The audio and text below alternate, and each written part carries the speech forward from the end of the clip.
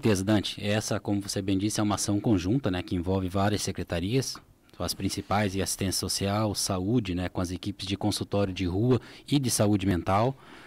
A Secretaria de Direitos Humanos vai participar também e a Secretaria de Segurança Pública.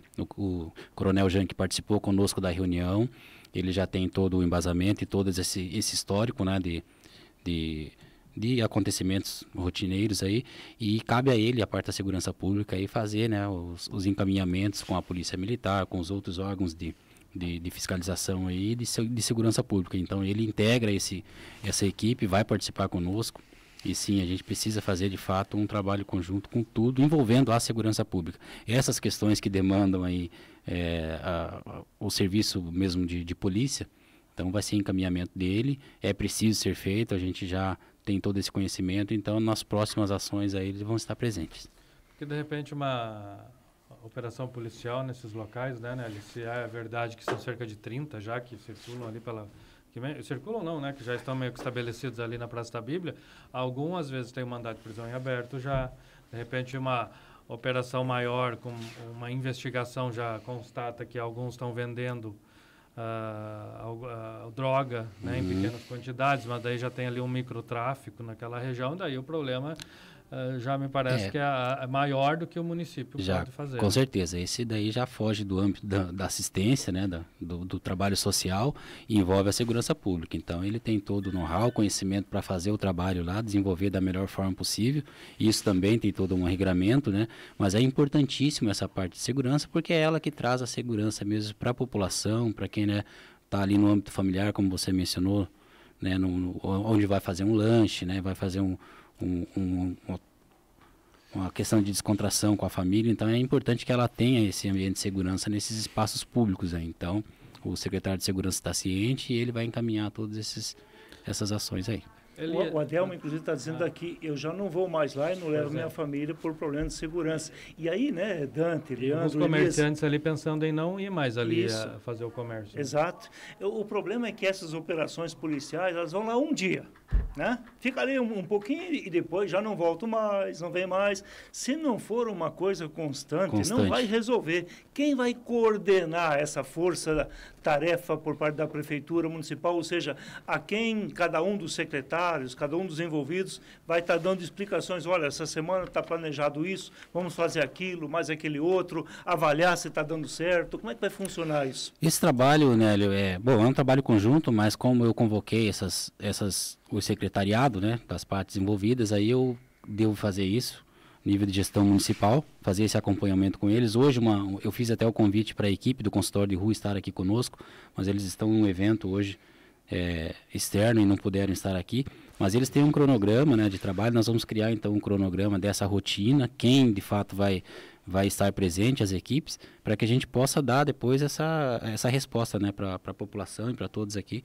de como vai ser feito isso. Então esse acompanhamento vai ser feito contínuo, a gente não definiu ainda um prazo, né, foi uma reunião preliminar, para a gente entender o assunto, montar quem deve participar dessa força-tarefa, e assim, quando a gente tiver mais encaminhamentos, a gente repassa a vocês até para dar publicidade a isso. Perfeito. A dona Maria, ela tem envolvimento, inclusive, com aulas que dá ali, me parece, no Centro de Convivência do Idoso, lá na Praça da Bíblia, está na linha conosco e quer fazer uma participação. Bem-vinda, dona Maria. Boa tarde. Boa tarde. Que tipo de avaliação, o que a senhora gostaria de falar sobre essa situação envolvendo as pessoas que estão perambulando aí pela praça e proximidades? Olha, nós estamos sentindo, eu como uma das participantes do Centro de Convivência, de todas as atividades de lá, e como idosa, nós sentimos o seguinte, uma insegurança muito grande, porque nós já tivemos a visita de alguns elementos que estão ali na praça, invadindo o nosso espaço, indo até a nossa cantina, entrando para pegar água. E a gente observa que a maioria deles estão dominados por drogas, por entorpecentes. Alguns chegam, às vezes, com uma arrogância, até com uma situação que gera uma insegurança até física para nós ali dentro. E não só isso também, nós sentimos que o número de participantes nas atividades do CCI diminuíram em razão do medo de irem e serem abordados no caminho, porque até a comunidade está sentindo todo esse processo de insegurança ali na praça. E eu não sei que situação pode ser tomada, porque não dá para continuar assim. Nós tínhamos uma média de uns 600 participantes lá no CCI em todas as atividades, depois que nós tivemos a autorização após a Covid, e isso diminuiu, caiu bastante depois que nós tivemos os visitantes, inclusive lá dentro do nosso espaço no CCI. Eu acho que deve ser uma média de uns 25 a 30 moradores que estão ali, que geram, inclusive, uma desorganização total ao redor do centro, com lixos acumulados, que atraem insetos, que atraem o mosquito da dengue, atraem ratos.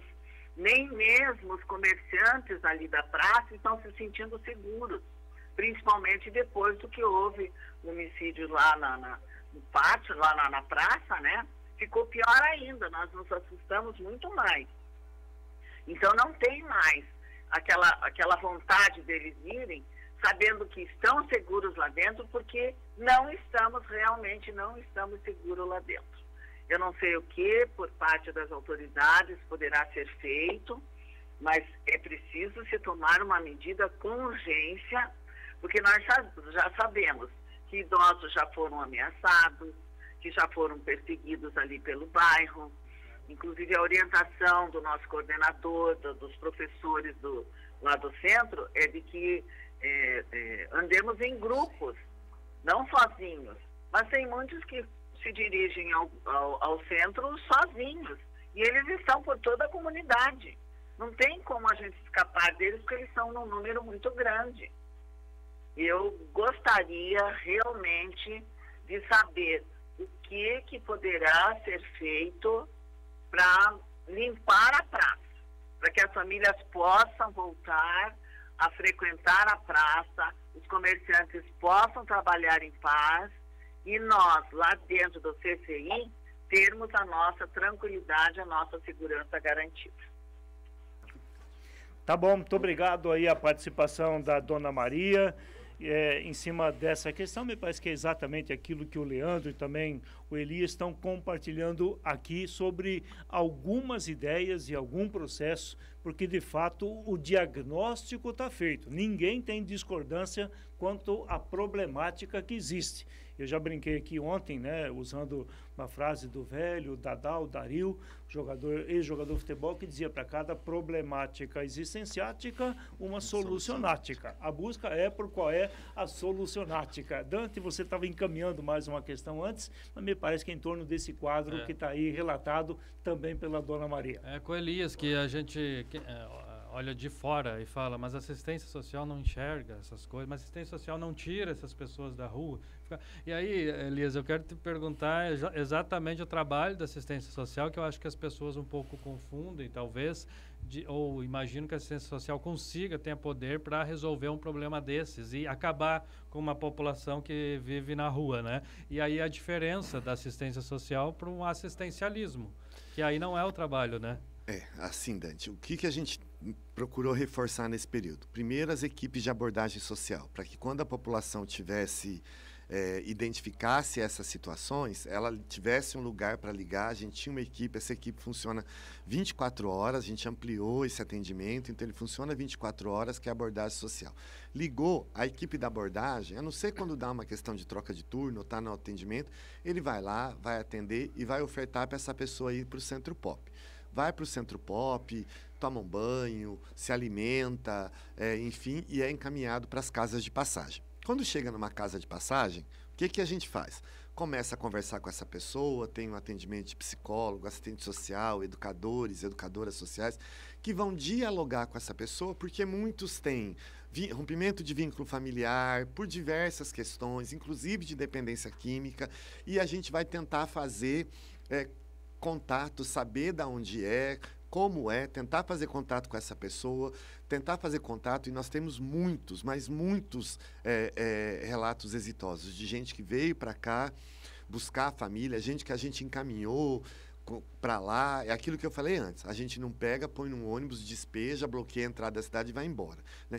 Infelizmente, Nélio, nós temos lugares que ainda fazem isso. Também embora tem alguns prefeitos por aí que fazem. Infelizmente tem. E não raramente, às vezes a gente recebe aqui, eu cheguei lá em tal lugar, me deram a passagem, botaram no ônibus e mandaram para cá. Ok. Né? Enfim. Então, o trabalho da assistência social, ele é fazer esse convencimento. Quando a gente fala que já passaram 3.000 e poucos atendimentos esse ano, 3.451, passaram mais de 700 pessoas pelas casas de passagem, né? E isso é um resultado. Aí, Nélio, talvez não é aquele resultado que você fala, que você diga, não, mas né? a pergunta talvez seja, passaram 3.000 e tantas pessoas. E foram encaminhadas. Tá bom. Para diversas... Como estão? O que resultou? E aquelas que tá foram, né?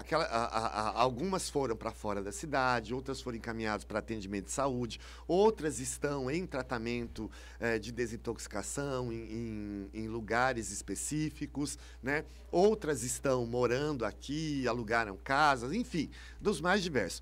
Outras voltaram para as ruas. Né? A gente tem a situação da dependência química, a gente acabou de falar de um exemplo aqui.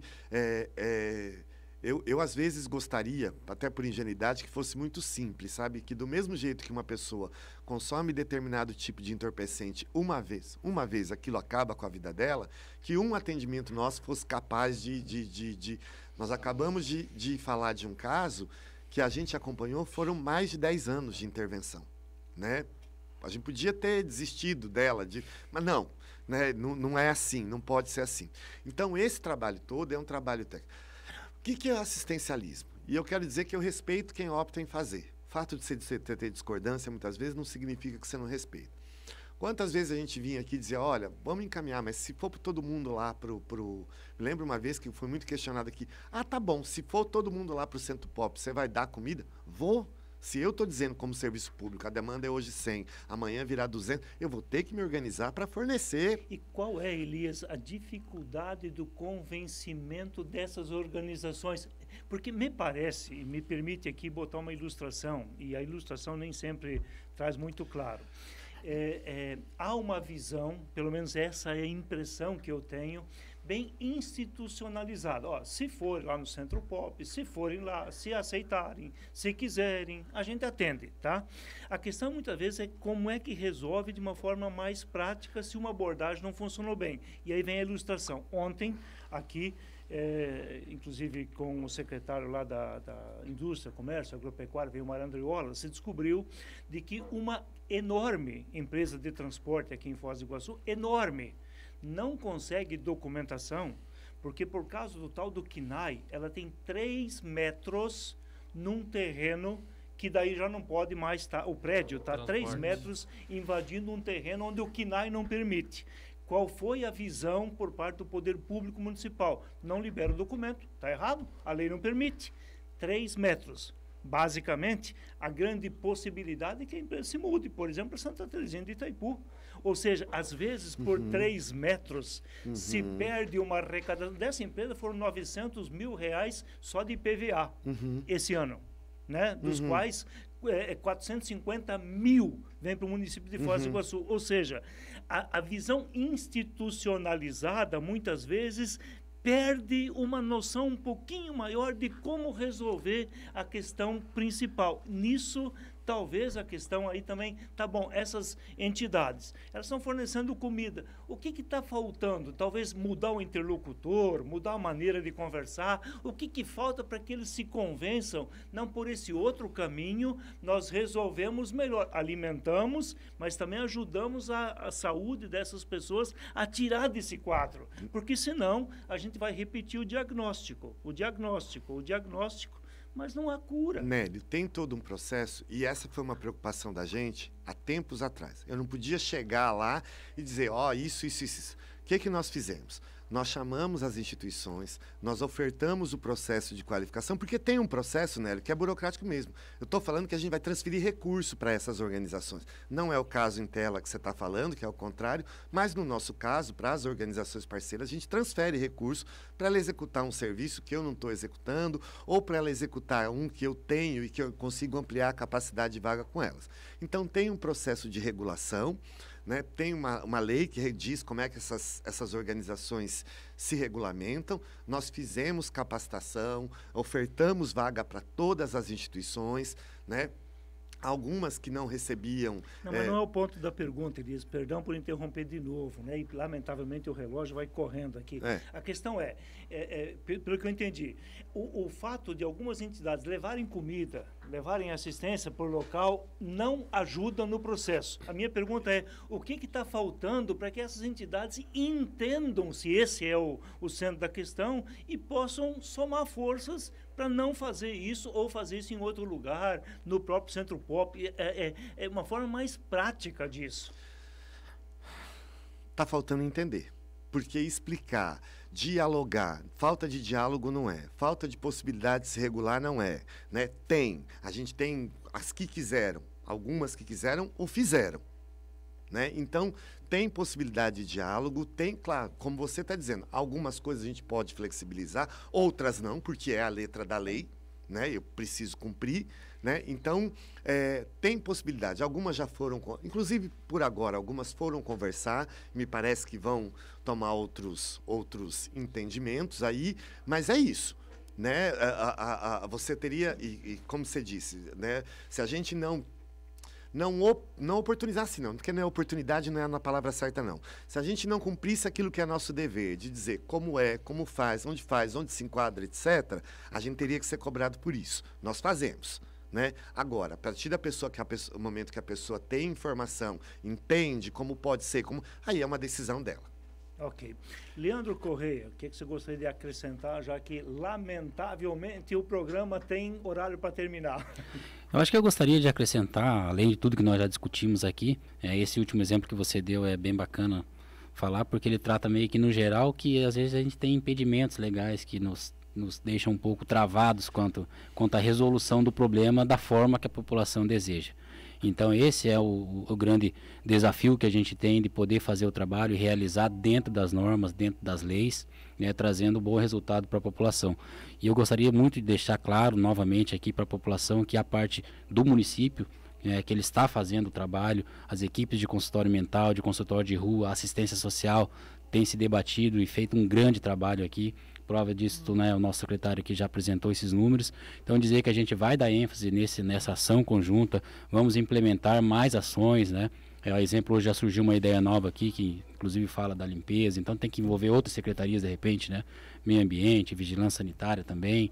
Então esse trabalho ele tem que ser aí desempenhado, estudado da melhor forma para que a gente consiga dar um resultado, mas principalmente acompanhar esse processo para ver a evolução, o que vai ter de melhoria. Essa é a grande intenção do município de Foz, tá? Dar o resultado, mas da forma legal e melhor possível. Certo. Daqui para frente, o interlocutor dessa força-tarefa do município é o Leandro Correia.